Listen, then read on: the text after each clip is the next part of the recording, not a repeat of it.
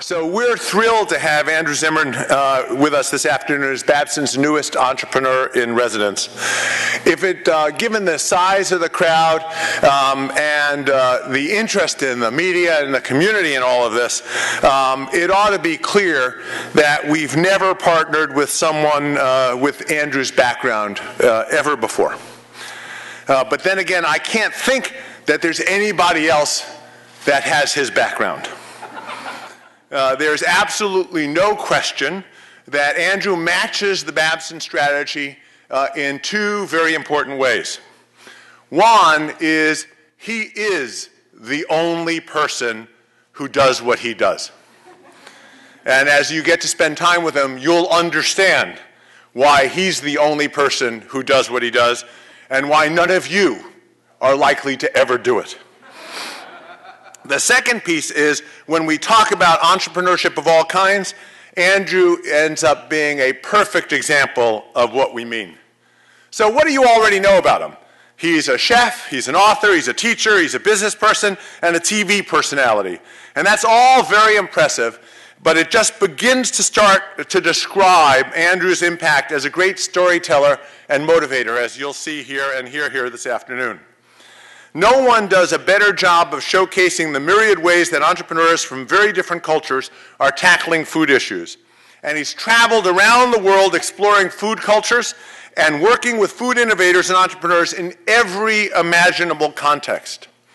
This year, Andrew's focusing on the United States, an environment with its own kind of sufficient base of bizarre foods, at a time when inventiveness and resourcefulness around food is critical for sustainability and solving the myriad number of problems that exist in the food system. Now, Andrew's at Babson because he's passionate about these issues, and he wants to work with students who are committed to taking on food dilemmas. We're lucky to have him as our partner, and I'm as eager as you are to hear what he has to say this afternoon. But before we get started, Andrew, we'd like to bring up Matt Chatham, one of Babson's newly minted MBAs, former Patriots linebacker, and Super Bowl champion, and the owner of Skyscrapers, to present you with his own bizarre creation. So, Matt, can you join us on stage and present Andrew with one of your bizarre creations?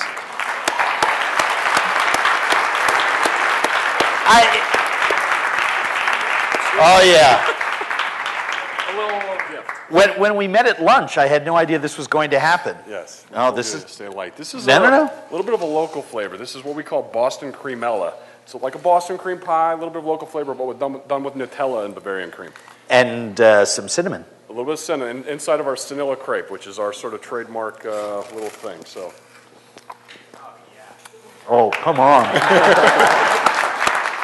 No? Hold on a second. This is not a good way to start this relationship, but I'm pissed off. What happened to the rest of my crepe? There's like a ninth of one. Did you tell?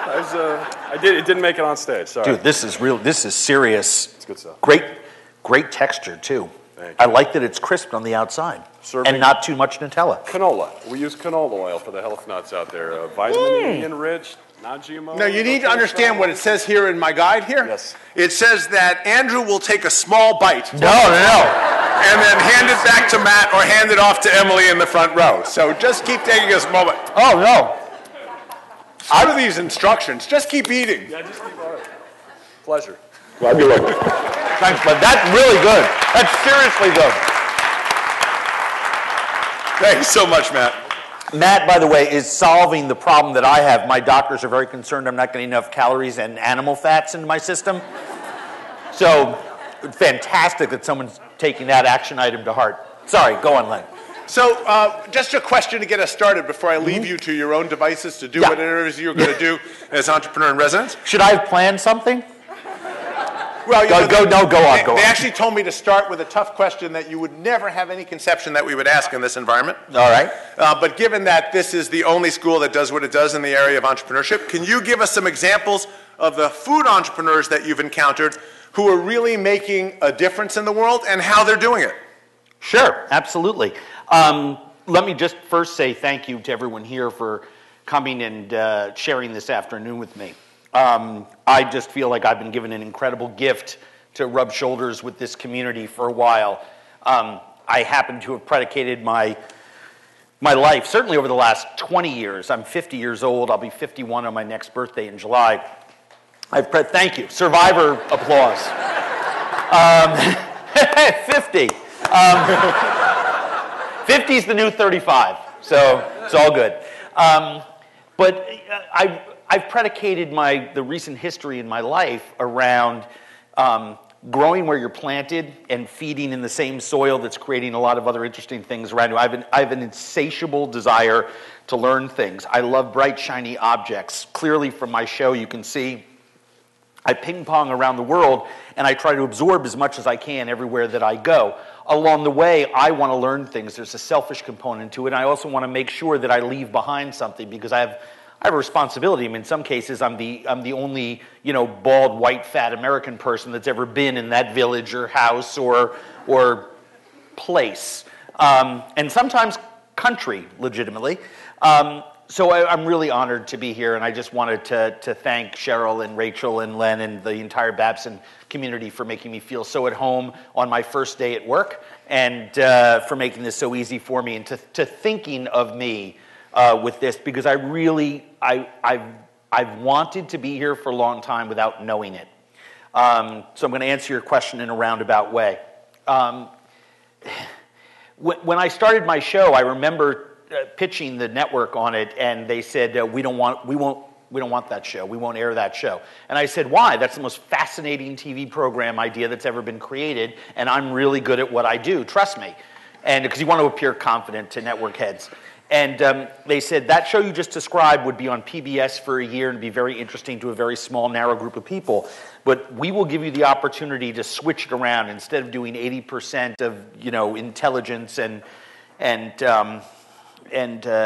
good works with this program, we want to flip it around. Give us something that's 80% entertainment and 20% of that. And I thought at that point that I was making a little bit of a Faustian bargain. The first reviews of the show came out, and the New York Times said, well, 80% of the show is entertainment. Mr. Zimmern is, an affable, cuddly man who eats weird things. But there's 20% of the show is shot through with an earnest seriousness that we really like. And it's sort of become my mantra. I've held on to that 20% for a long time. And I come back from trips and, keep my wife up at night talking about the big ideas that I gather from around the world, and she keeps assuring me that I will just keep doing what I'm doing, and I will bump into like-minded people who want to affect the world in a positive way for themselves, for our community, and for the global community at large in the same way that you do, honey, so just be patient. And when I bumped into you guys, here I am. So I'm absolutely thrilled. I'll give you a great example of what I've seen, and then I want to backtrack a little bit to talk about what it is that what I think travel does for me and where I think we can all come to some sort of meeting ground. Well, let me give you the space just to yourself. Please, I'll go please. down. Because anybody who is skillful enough to occupy a unique position as a bald, fat American deserves a stage just by himself. Thank you.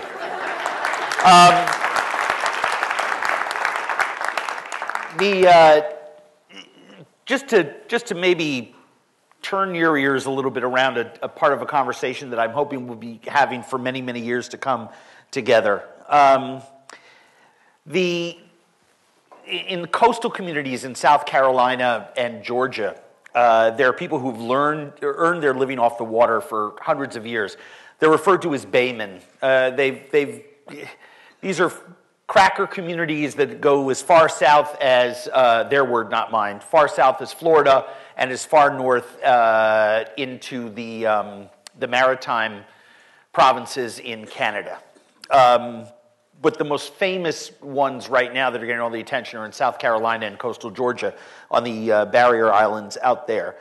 Historically, these people have always hunted, fished, and trapped seasonally.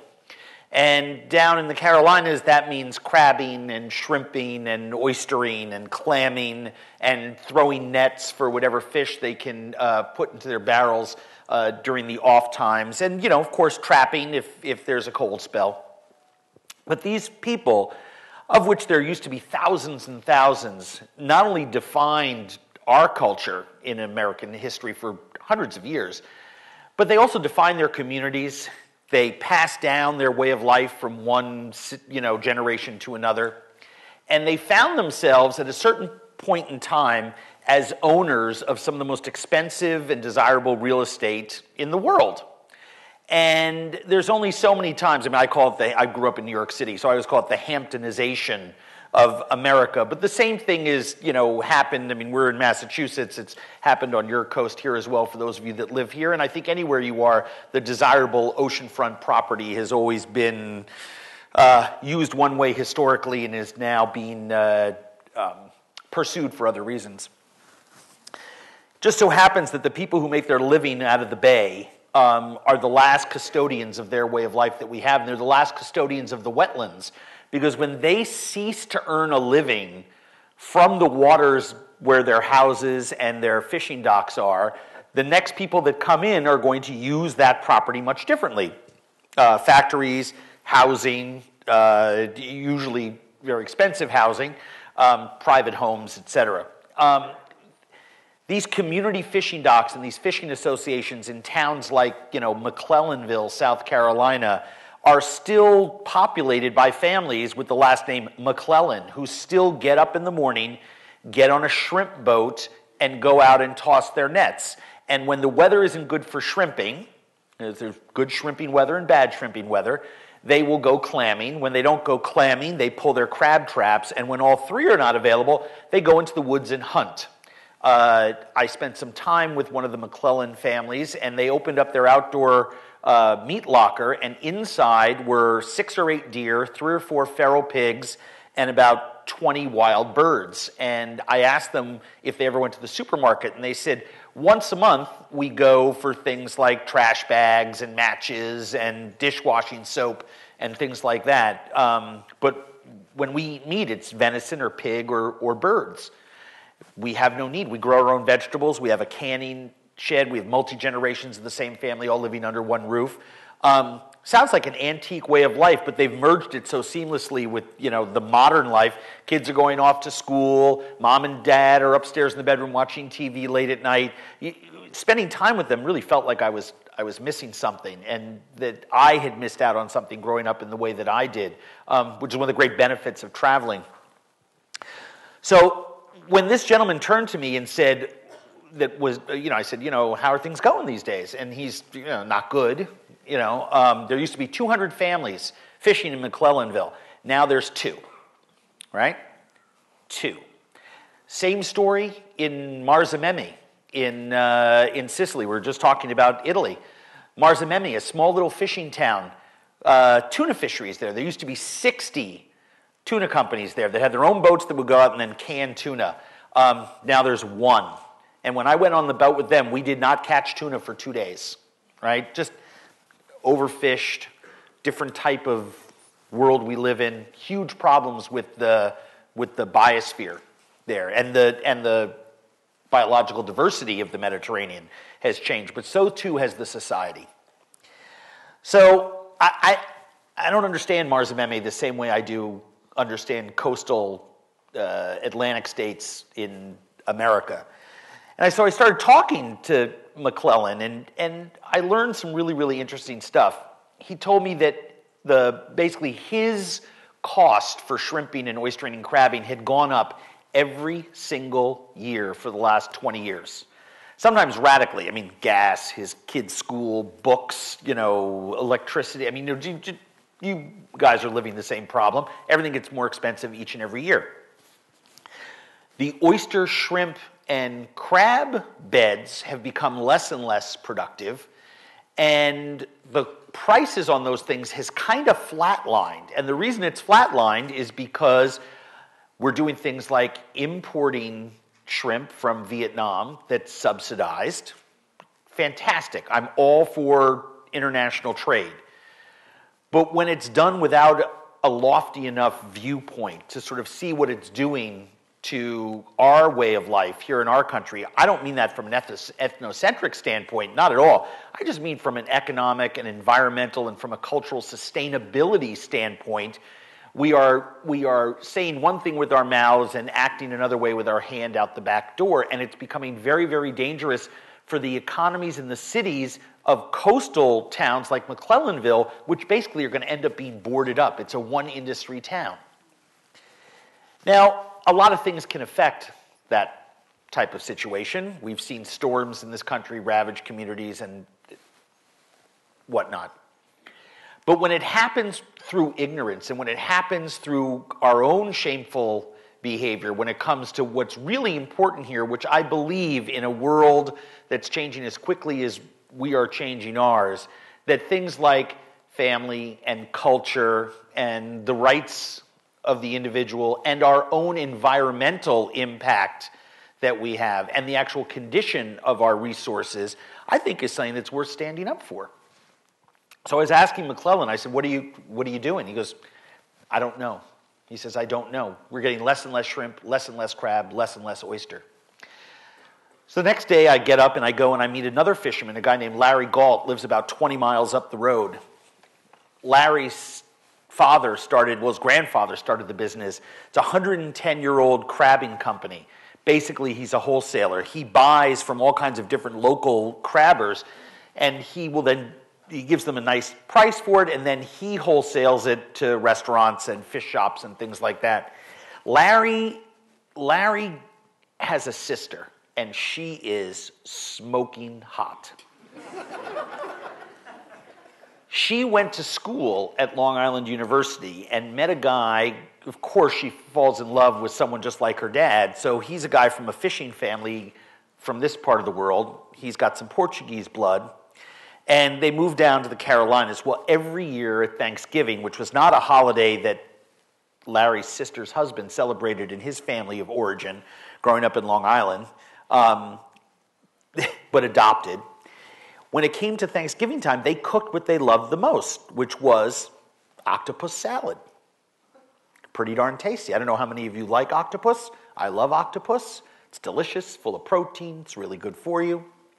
Well, the octopus that they had to buy up there would have to come from overseas, Mexico, Europe,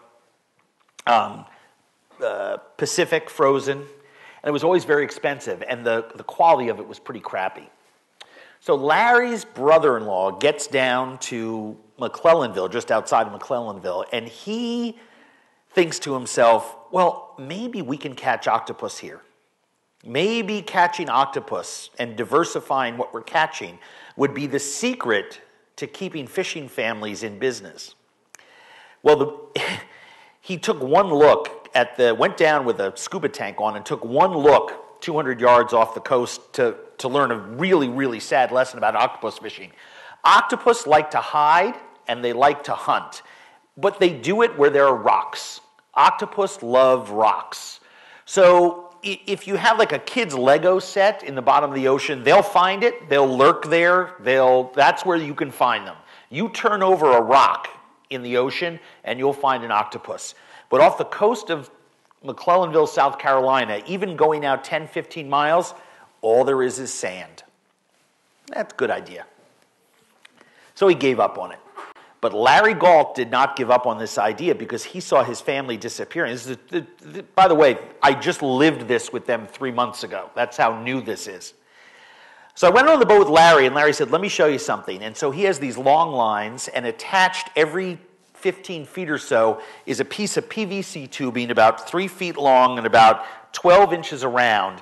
And he took rebar and drilled it through in a couple spots so that it kind of looked like some sort of weird Frank Gehry building in there. And then he laid them on their sides and dripped cement down the side, and then he poured a little bit in the bottom in terms of volume, to outweigh the stuff on the side. So basically he was creating like caves, little octopus condos. And he took them and he tied 10 or 12 to a line, and he dropped them into the ocean, and he came back the next day and he pulled them up, and 7 out of the 12 had octopus in it. And so he went back and talked to his friends, and he said, by the way, getting the octopus out, it took him days of octopus fishing to figure out that you had to carry squeeze bottles of artificial lemon juice and go just to get the octopus to let go of the sides of these plastic, because it turns out that smooth PVC piping octopus suction cups really, really work. So after a year of monkeying around with this, they're now dropping off 1,000 of these little octopus condos. In season, they're getting 75% yield, out of season 60% yield. Now, chicken or the egg, who cares whether our fascination with Spanish cooking over the last 10 years is the cause for all these menus taking up the octopus, flag and running with it, or if it's shows like mine that are preaching, diversification of alternative proteins, or some of the other shows that are out there, my friend Tony Bourdain's and Top Chef and all these other shows that are out there that are showing people how delicious food can be, and your own sense of adventure when you go out to eat in other restaurants and you say, you know something, the grilled octopus salad, I've seen that pop up everywhere, I'm going to try it, and someone's grandpa leans over and says, octopus, I love it, and you try it and it's good. I'm not here to argue about that. But what I am here to point out is that in the most absolutely fascinating way possible, is that the idea and the get-to-itiveness, and to use a Babson word that I've heard about every 7 seconds here, for someone to get into action on something and actually do rather than talk about and or think, I think is absolutely fascinating. And it is going to save, because diversification of your fishing resources, is what's going to save the traditional commercial fishing industry here in this country. In a week's time, my Boston show that I shot this summer airs, and I found the same story in Marblehead, Massachusetts. I was talking to a local reporter about this last week who wanted to talk to me about Babson. I ended up talking to them about Marblehead, Massachusetts, but you'll see where I'm going with this. Up there, they fish for dogfish on long lines, and they can't sell it to restaurants in New England. Can't sell it. 90% of what they're catching goes to, guess where? England, where it's used for fish and chips. The stuff's delicious. So one little incremental change, each time a different chef cooks with dogfish and puts it on their menu, to me, I think a family is saved. And in an era where these fishing communities right here in Massachusetts are disappearing quick, the more that we can keep our country as diversified as possible, the less likelihood it is that we'll fall into the place that we've found in other areas of our food life where we have absolutely destroyed it over the last 50, 60 years by speeding it up, processing it, subsidizing it, cheapening it. And anybody who's into, food history, food politics, food culture, anything knows what we've done to our system. So we don't need. I'm assuming we're all like-minded on that front. Anyone needs some convincing, we can talk about it during Q&A. But what's amazing to me is how few people understand that preventing where we went. That's why I love history. Looking back at where we've been for 80 years in the country can inform us on what choices we need to make moving forward. Why are the fishermen of McClellanville so important to me? Because I don't want the next story about the fishing industry in coastal America during my son's time, when he's my age, to be looked back on the same way we're talking about feedlot beef, commodity pork, and factory-raised chickens here in 2012. It's the wrong story. It's the wrong message. It's not good for us. It's not good for our planet. Have I always thought this way? Absolutely not.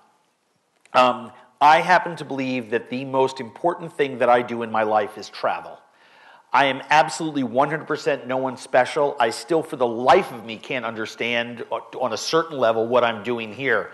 I was looking at the who's who of folks that I admire that have come through here, and the people that I respect in the food world who've had a chance to communicate with some of the folks in this audience, and to an even greater degree, the honor that I have to intersect with a group of folks who really want to change things and have an idea about how they want to do that, not how to talk about doing it.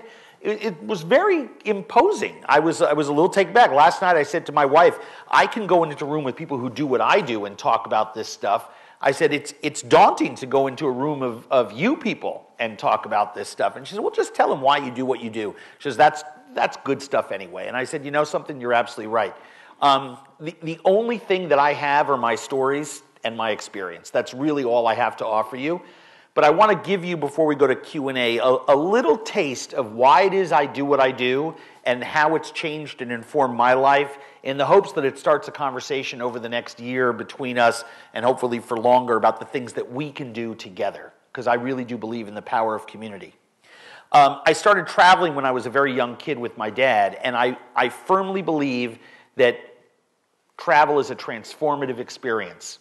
The person who I become when I'm traveling is more adventurous, he's more open-minded, he's more patient, he's more caring, he's more committed to his own values, he's more teachable. I consider myself a very teachable person in my daily life here in this country, but when I am on the road, or at home in Minnesota, but when I am on the road, I care much more about what the person next to me on the bus is doing. I've gotten to a point in my life where, I live in a nice suburb in Minneapolis, Minnesota. And if you tell me I've got to go on a 16-hour bus ride with 42 other people, but guess what? There's only 36 seats because there's room for 6 or 8 people to stand in the aisle, and you got to bring all your own food and water, and there's not going to be any stops, so you have to basically bust the driver's chops every time you want to go to the bathroom, I would say you're crazy. No way. Oh, and I'm going to do it in an unsafe vehicle on unsafe roads, most of which aren't paved. I would tell you you're absolutely not. You could not get me to do it. So why am I the guy dragging my crewmates, making my TV show? We're crossing Bolivia in a bus, Why am I the guy? I am so risk adverse. Why am I the guy when I'm in Venezuela and a couple guys shove some automatic weapons into the car? Why am I the guy who gets out and negotiates with the highway robbers? I don't know. I'm a better version of me on the road. I will take risks. We're making a sizzle reel for our 100-episode show, which, by the way, it's like, to have 100 episodes of a television program that's an hour long these days is an incredible feat. I'm very proud of it. You're very kind. We're putting together a sizzle reel, and one of the segments I'm trying to curate for it is called Adventurous Andrew, because there's a whole... I've jumped into holes filled with black water in the middle of the Puerto Rican jungle, propelled myself off of Table Mountain in South Africa, attached only to a single rope. Do not do that. Very stupid. I almost died. But I've also done things that, while not being fun, are extremely meaningful. The government doesn't go into Jeppy's hostel in the townships in Johannesburg. Soweto is Disney World compared to Jeppy's hostel. The army doesn't even go in there. It's completely lawless. No one will protect you. Insurance companies said, don't go in there. We had to pay mercenaries to take us in there. But that's the last place that Zulu grandfathers who have been taken from their homes as children are trying to teach dance and food culture to young men who are living under horrific conditions. I can't even describe to you what it was like. But the first 6-year-old child that walked up, my son is 7, who walked up to me and put his hand on my face because he'd never seen a white person in real life before, I just started crying. It was the most beautiful experience of my TV career. I don't do that when I'm back home. I get in my car, I'm all obsessed with me and my problems and picking up laundry and dealing with my kid and my wife and making phone calls and, trying to pay a bill. I don't stop enough and participate in life in my own world. But when I'm traveling, I do it all the time to a degree that most people only dream about. And I'm able to take back home, I export back into or import into my home life the things that I learn on the road. I become the person who will talk to a stranger, who will say hello to someone. I know this seems like little stuff, but it's not who I am on the inside. I'm too busy. I just, go. I don't have time to talk or deal with anyone else. This is the society and the culture that I come from. I have to make myself do that. When I'm on that bus ride in Bolivia, I eat things I would never eat before, talk to people that I would never talk to before, share experiences with them, and become, at the very least, a lot more grateful for the things that I am able to see and do here at home. I'm also able to see how they make their lives work. I'm able to learn a lot about culture and our environment and politics and the world around us and the business world around us by observing models that are solving problems in other parts of the country. I'll tell you a funny story on myself just about how ludicrous it is when I listen to my own brain about, the truths of the world. I'm getting ready last year to go to Namibia. Anyone here ever been to Namibia? Amazing place, two people. I'm going to journey. My ultimate destination is up to the northern part of the country. We're going to visit with the Himba, one of the lost tribes, and I'm not going to visit with one of the Disney World Himba that are living there, that are selling jewelry by the side of the road, that have as much to do with real Himba culture as I do sitting here. And there are those types. They have been preyed upon by parasitic people in their own culture and pimped out on the side of the road selling trinkets. There's something a little bit abhorrent, a lot abhorrent with it. But I wanted to visit with real Himba, pastoral Himba. They're still living the traditional life that they have for thousands of years. So I'm getting ready, I'm doing show research, and I'm reading on the internet one night about this hydroelectric dam that's going in on the border between Angola and Namibia.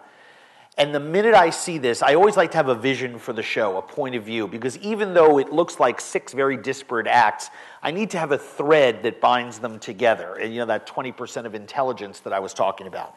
And as a left-wing Lindsay liberal from New York City, grew up in the child of the 60s, the minute I see lost tribe of traditional people and hydroelectric dam on the other side, I am raging.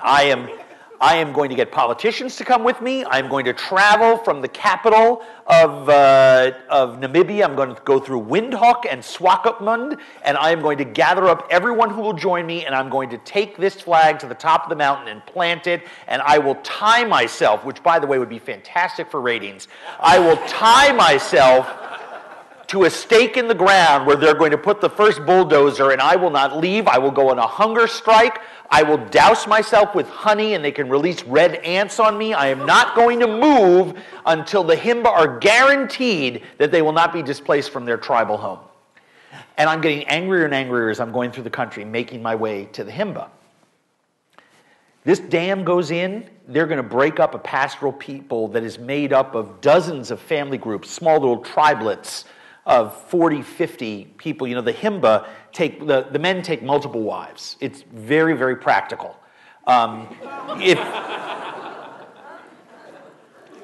Hello, Utah. It's very practical. In a true pastoral society, if you're herding goats and cows, it's very important that you take many wives because that will give you many children.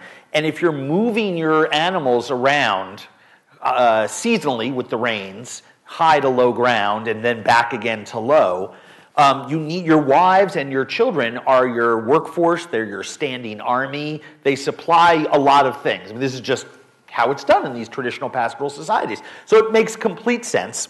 And the women are very happy with this arrangement. Your husband is around for 3 months, and then he leaves. Which, when I described it to my wife, she says, that is very, very nice. That sounds like our life.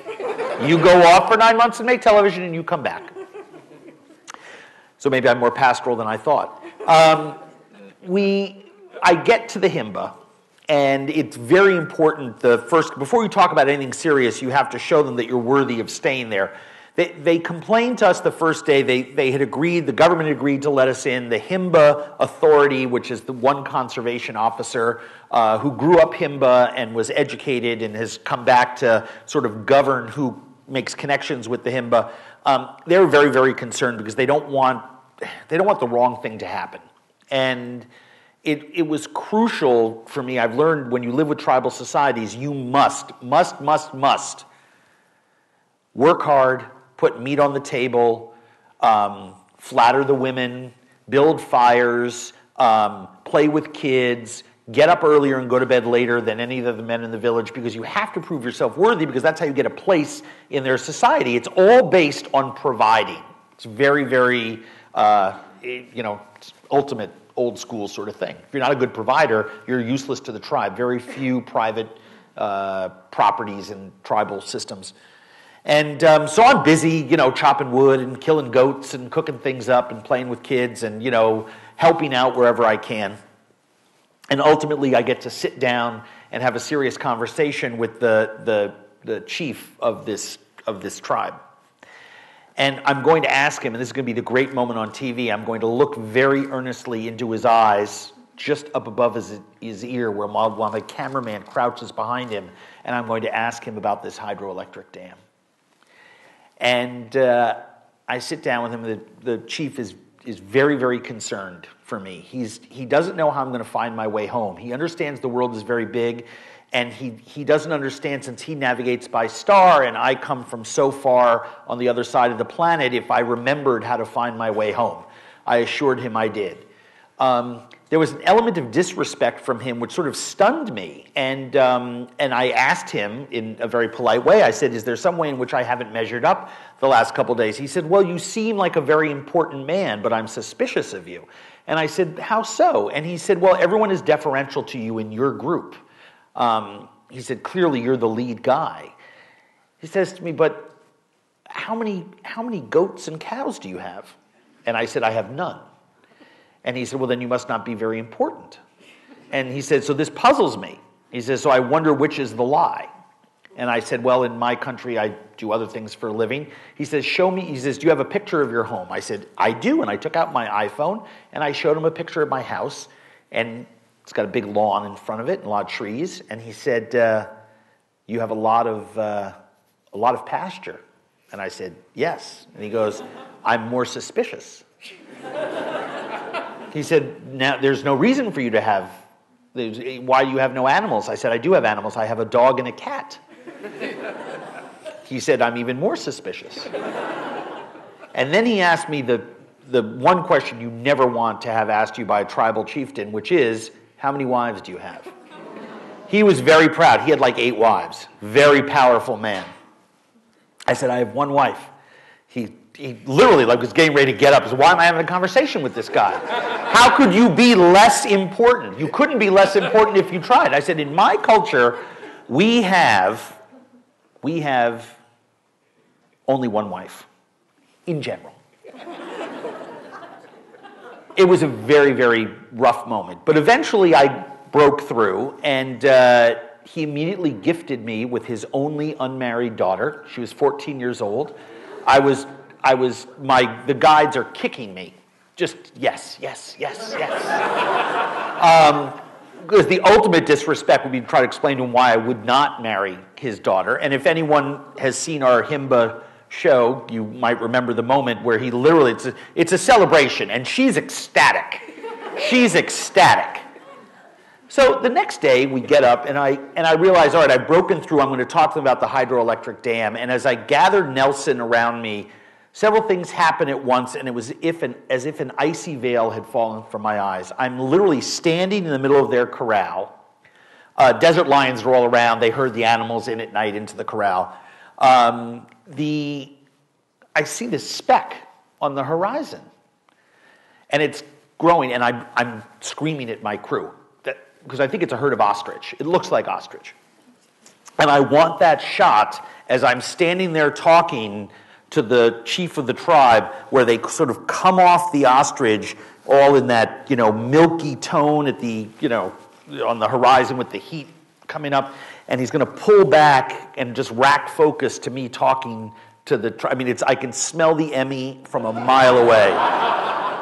Because that's when I'll talk to him about the dam, right? Because it's the animals too. Because in America, what I found is all I care about is meeting with the people, and all everyone says to me is, what animals did you see? I'm like, Africa's not about the animals. That's nice. You see them one morning, you see one, it's great. It's about the people. It's about the people. Everyone wants to know about the animals. So I'm like, look, it's the ostrich. And my cameraman is looking through our one long lens, because we keep a wide angle on one and a telephoto on another and use them for different things while we're running and gunning. And he looks at me and he says, no, not ostrich. And I'm like, what are they? And he's like, children. I'm like, children? That's not very interesting. And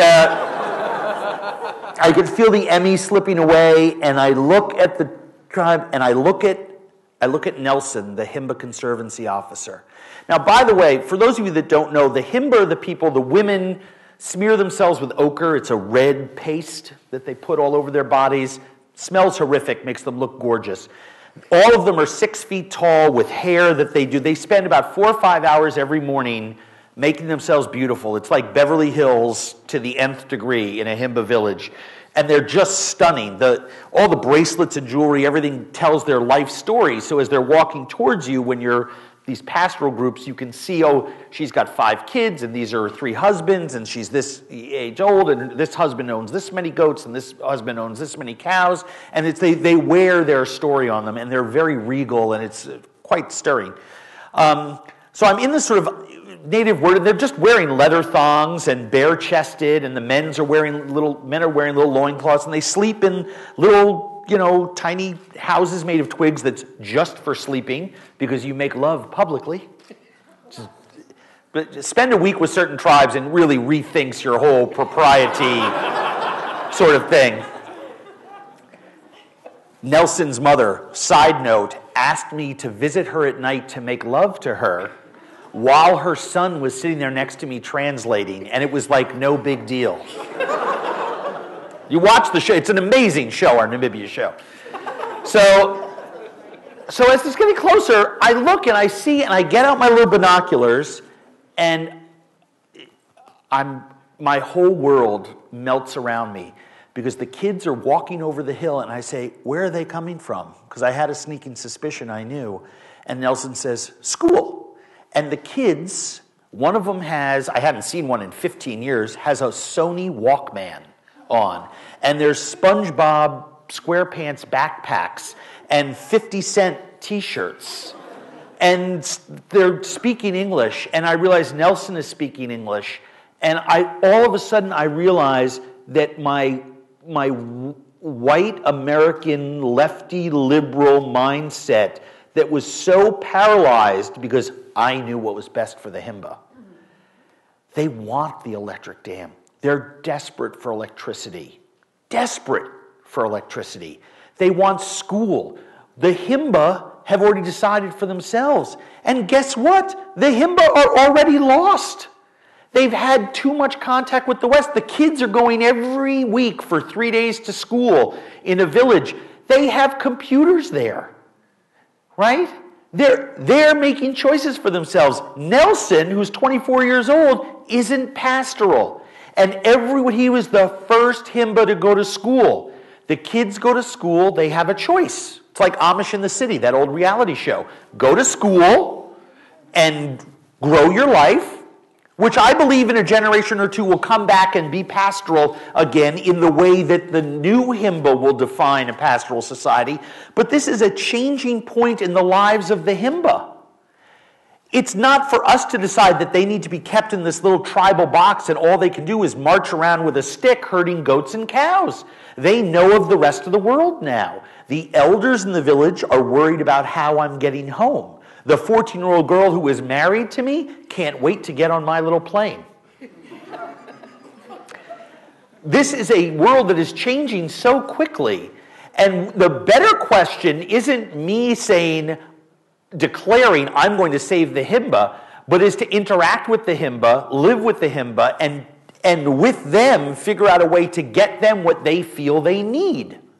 And the people of that part of Africa are saying very loudly, I want economic assistance, we know we can get that with electricity and education, and give us some ways in which we can practice all of the cultural stuff that we want to hang on to and still be a part of this world.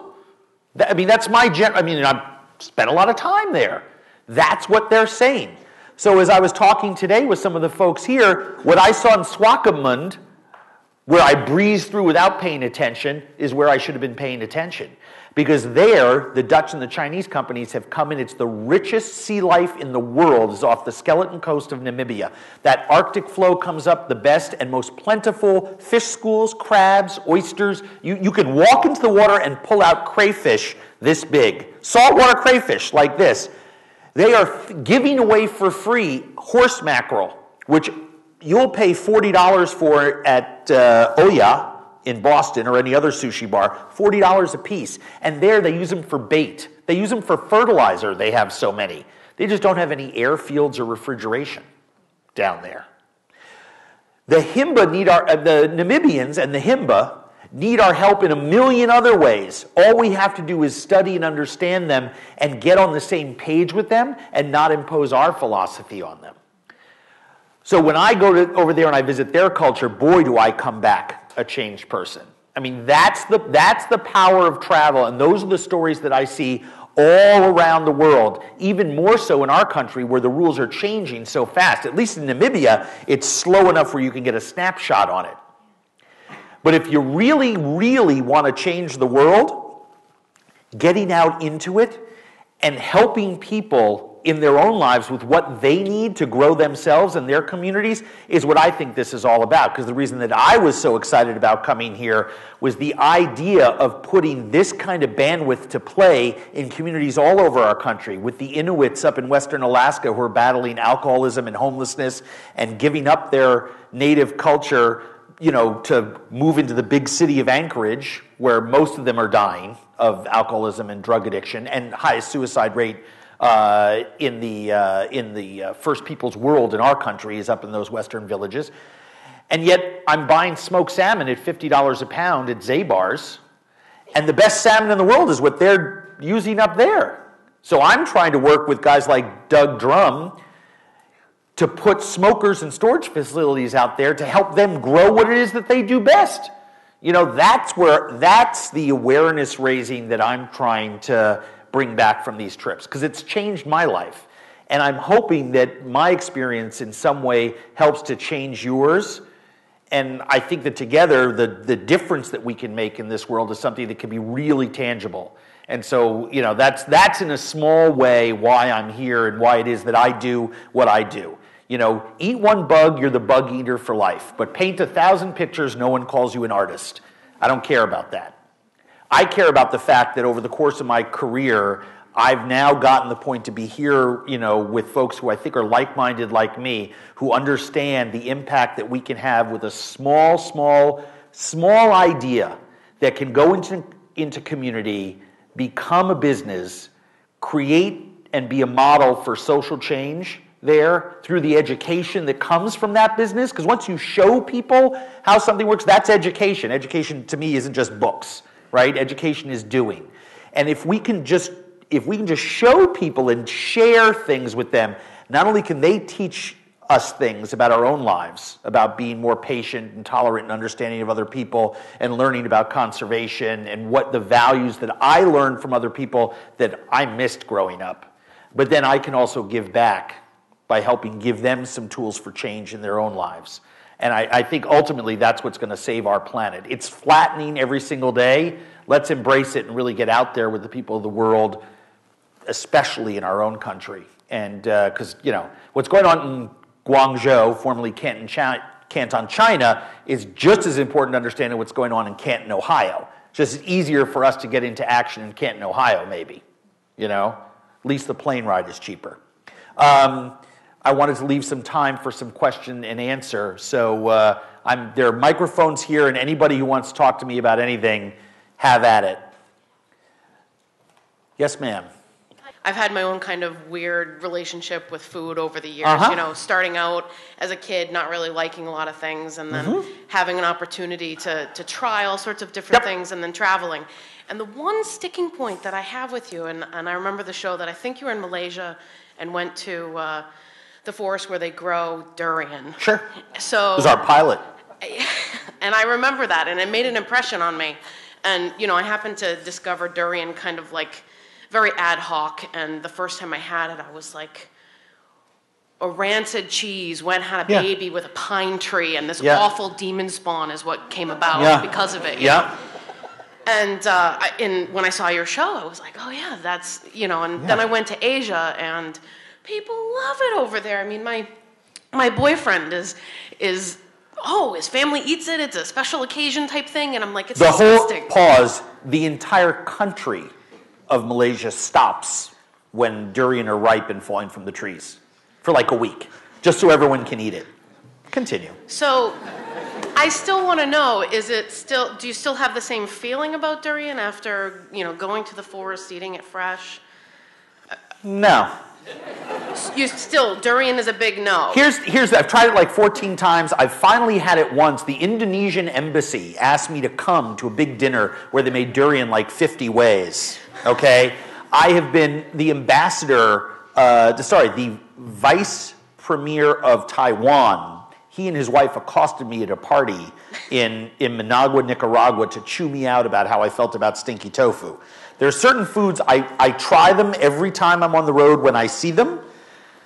Many times when I'm not even working, people walk up to me with a durian milkshake or durian cookies, or I just don't like it.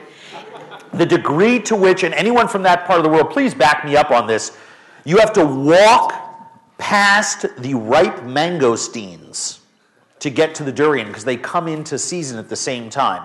Who would do that?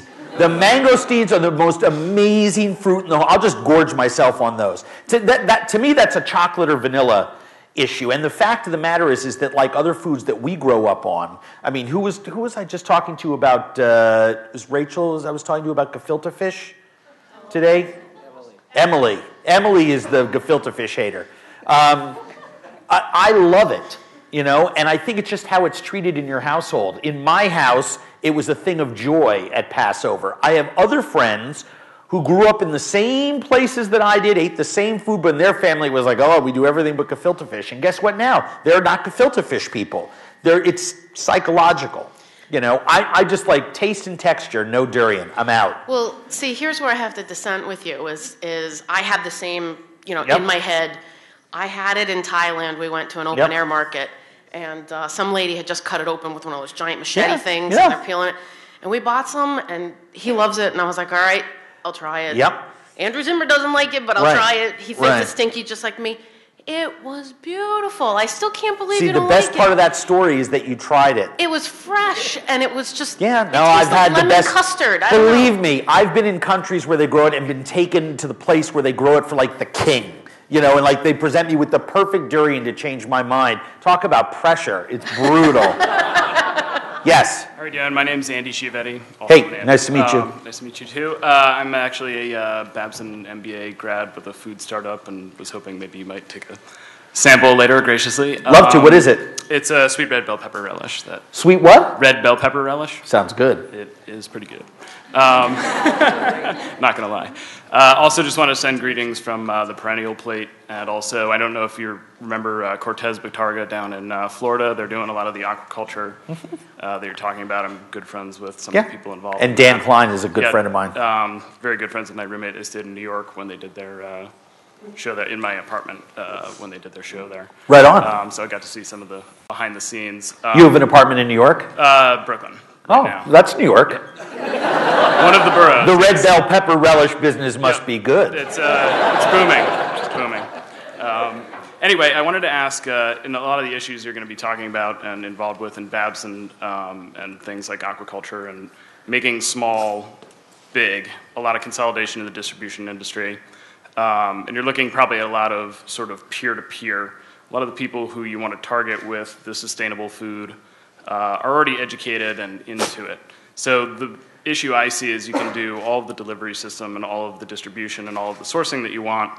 How do you educate the people who you haven't gotten to yet, where one of the things that we learned at Babson is changing people's behavior is one of the most difficult things. The most difficult. To do. So not what is the solution, but I guess what are some things that are going on that, how do you get to those who don't know? How do you, look at the people who have diabetes problems, nutrition problems in the cities who don't get that? Is it like peer-to-peer, almost like a Kiva, a Kiva for food type of thing? It's the brutal issue of our times. If I want to, I'm standing here with my son. He's 7 years old. He's pretty klutzy sometimes. He teaches me how to use our remote control, but when he picks up something, invariably he spills it 2 out of 3 times. So if I ask him to hand me a bottle of Cascal, right, I'll probably tell him, Noah, walk around the table and go to the other side to get it. If you're standing here, I may say, well, just reach over and grab it. And that's kind of the parable for how I see this solution coming about. You have to figure out the alternative way to educate, because where we've done it so far has only worked so well. And the best idea that I came up with was to make a food show on the Travel Channel about it. And I know that seems like the really trite kind of answer, but that was my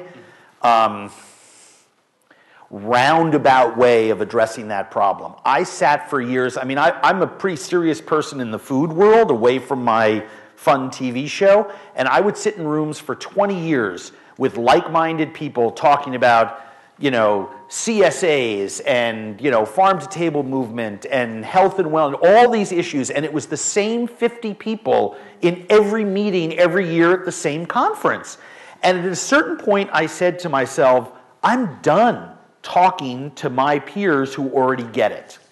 So much to the upset of some of my peers, I sought to do business with Fortune 200, Fortune 50, Fortune 25 companies that a lot of my peers have felt are the enemy. And I explained to them that, I mean, I just went a roundabout way, you know. This is actually, and I'm not saying this this was not a setup, but it's a great example of it. This is a all-natural, low-calorie, fermented soda. You know, I hope it's popular because I'd like to keep working for them. It's going to put my kid through school. Babson recommendation, maybe. But it's owned by the CocaCola company. They have $23 billion brands. And then they have like 400 brands like Cascal that nobody knows about. It's in their emerging and venture brand unit. Mostly Coca-Cola buys up companies like that so no one else can grow it big. You know, I mean, I think that's really part of their model. But it got me into the room with the chief marketing officer for Coca-Cola, like capital C, and I got a chance to talk to him about the stories that I just talked to you about. And with my TV show, it's the same way. I made the Faustian bargain and make an entertainment show that shot through with 20% of intelligence, because I figured that's a way to talk to people in an entertaining way about some of the problems and solutions that are facing ourselves. So the great thing about food is that everybody does it every day. So at a certain point, you have health wellness. I mean, I know this is a horrible thing to say, and I don't mean it to be funny, but when we have some of the foodborne illness outbreaks, my wife turns to me and goes, oh my gosh, because she's on her computer during the day at home or looking at the news, and texts me wherever I am, did you hear about this? And there's a little part of me that says, please don't let somebody be hurt, but let it be scary enough to those people just for a minute that this is why we need to diversify our food system instead of consolidate it. We also, as I said, people love food. You know, you have the opportunity to, well, the first thing you said to me was, I think it's pretty damn good. You know, it's that taste. You know, when you look at people, you know, with the most powerful thing about Morgan Spurlock's big documentary was how gosh awful he looked on camera eating McDonald's for whatever. By day 15, he looked terrible. He was sitting there looking at the camera saying, I'm having all these physical problems, but he just started to look bad and he started to put on weight. And it was the type of thing that people looking at it could actually see. And I think that a lot of times we put too much faith in the fact that we're as ignorant as we really are. And I know that sounds counterintuitive, but it really, you know something, we're also really smart, and we see what's going on. And I think that if we just keep pushing that rock up the hill, eventually we get enough people to help us push the rock, you know? I'll just use your product as an example. Please do. It's probably more expensive to make than the giant, you know, international agribusiness version of same, right? You know, but it tastes better, and hopefully you get the right people talking about it, and hopefully it's enough of an awareness raiser, and the business model for you isn't to push everyone else out of the relish business, it's just to get your company out there. And that's the difference. I see that in my business all the time, in the media business. I have old guard who sit there and say, no one can do anything, we don't want to share with anyone. And then I see people in the digital space that I'm doing business with webisodes and stuff like that, not traditional network stuff. We're like, how many partners can we get? How many people can we get? Let's get 12 of us and we'll all get something out of it.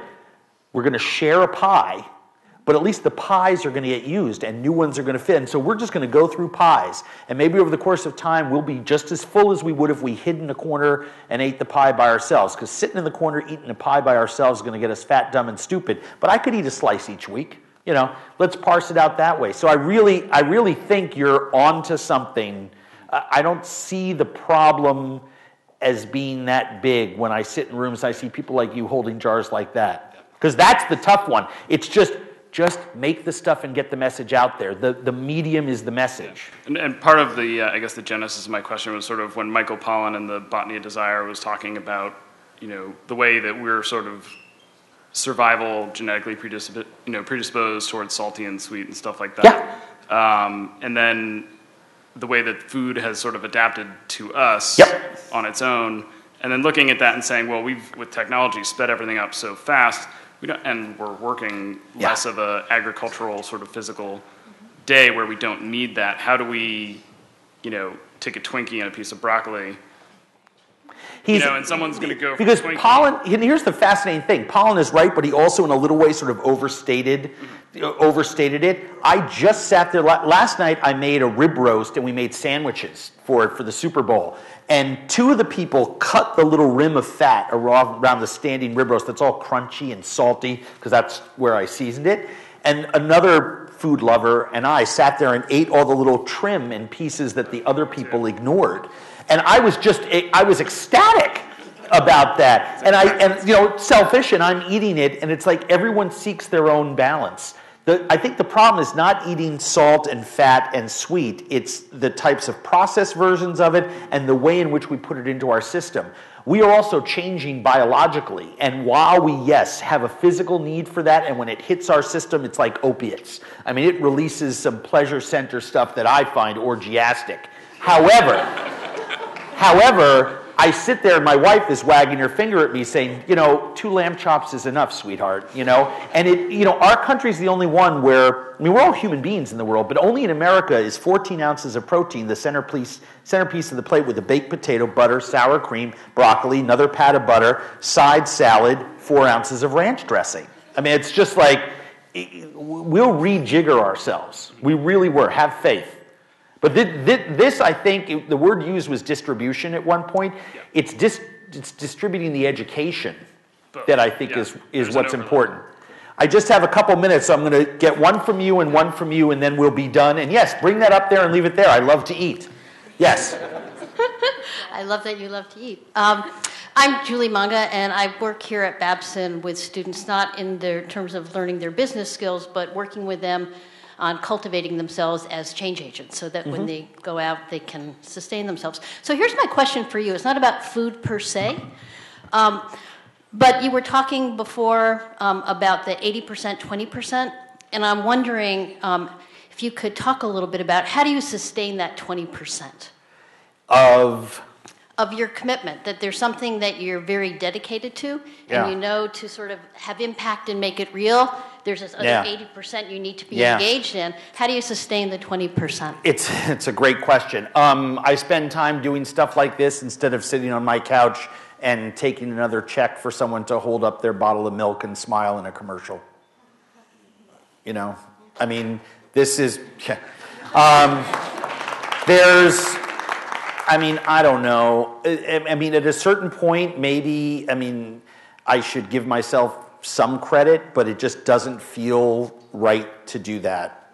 But I will tell you this, I look at a lot of my peers, and they do not take it seriously enough that we have an awesome responsibility to, I'm no one's role model. I do a lot of really messed up crap in my life. I need to be a better husband. I need to be a better dad. I need to be a better friend. I need to be a better employer. I need to be a better employee. Anyone out here who can't say the same thing, raise your hand, because I'd love to know your secret. It's really, really hard to be a human being in the world and, go to sleep at night with a clear conscience and wake up with energy to start the day. That is really, really hard stuff. But I have been so blessed to be given this platform, and people come up to me all the time and say, I love you, you're awesome, I watch everything you do, I listen to what you say. And I'm like, oh my God, how can I let those people down? How can I sit there and, I mean, for want of a better word, be like some of the other people who do what I do on TV who don't want to do things like this or don't care about the issues at hand, you know? I get a lot of crap every time I open up my mouth about Paula Deen. You know, I get angry letters from the head of the network. The head of the network called me up and said, please don't have my counterpart at Food Network call me one more time to say you're opening up your mouth again about that. And I promised her I wouldn't. And I also told her, I said, I'm just going to have to figure out a different way to phrase it. You know, because at the end of the day, I think it's really important that someone has to, and there are several of us who want to get up there and just kind of, the emperor has no clothes. Look at it. You know, the emperor has no clothes. So I don't know, at a certain point you got to decide what you want to be. I don't want to sit back when I'm 70 years old and look back and say I sold out. Now I also famously was the person, I mean they run it every month on Eater, who said the minute anyone takes a check from the TV world, you've sold out. I mean there's advertisers, there's all that kind of stuff. But I swore to myself that I'm going to use whatever say that I have, which, by the way, keeps getting bigger and bigger the more successful my brand is. So watch my show and tell other people to, and we'll be able to do more. But there really is something to that. As my platform grows, I reach more people as an entertainer, but also as a citizen of the earth. And I think that's important. If you just commit yourself to being a good human being, it's the hardest job in the whole world, but I think that's kind of what you have to do. Yeah. So I'm really nervous and I'm still starstruck, but forgive me if this question is nonsensical. Sure. So I know a lot of people think that eating insects is like really gross and it's not exactly the most appealing food that they'd want to eat, but... So wrong. So wrong.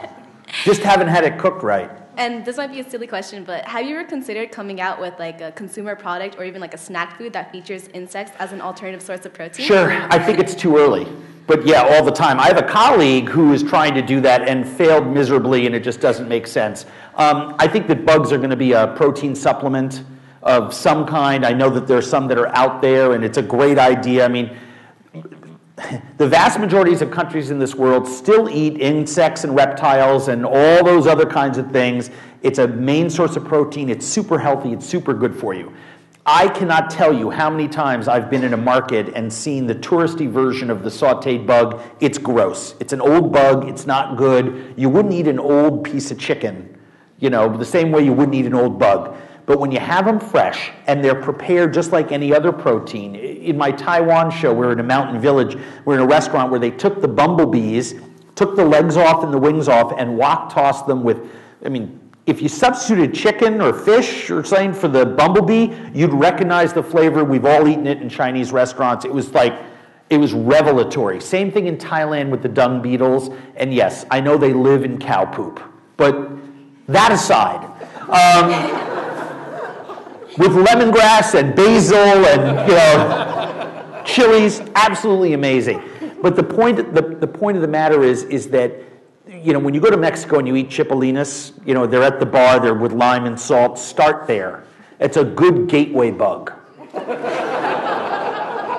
are addictive and they are delicious, and it is going to change the world. And I think if we can just get some of those the way they're meant to be paired, not as a gimmick or with a kid's toy or a stocking stuffer, but as a real food, I think we're going to do something. Whoever breaks the chipolinas mold around here, talk to me.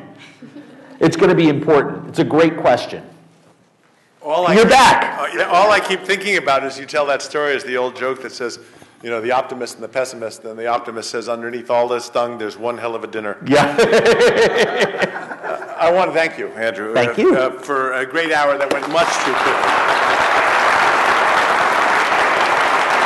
I want you to stay tuned. You'll soon be hearing from Cheryl Kaiser, Executive Director of the Lewis Institute. Cheryl, wave up.